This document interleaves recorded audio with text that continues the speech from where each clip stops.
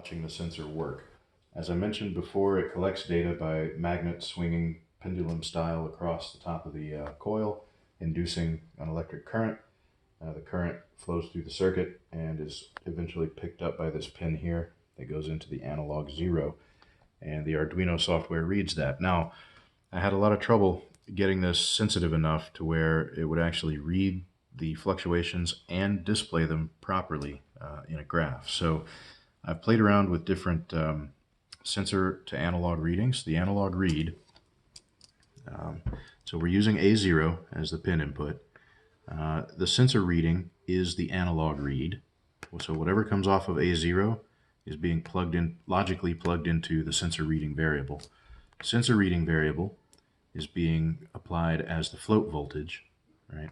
But it's the sensor reading, whatever this analog read is, times this number here. So I've had this everything from 5 divided by 1023, which is the number of digital samples that the Arduino takes per second.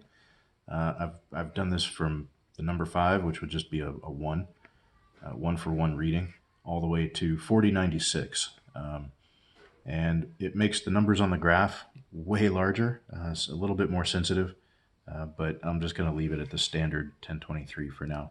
So that sensor reading comes out to be the sensor reading that gets displayed, and it prints it, sends it to the screen with a delay of 75, which isn't much. It's actually really, really fast.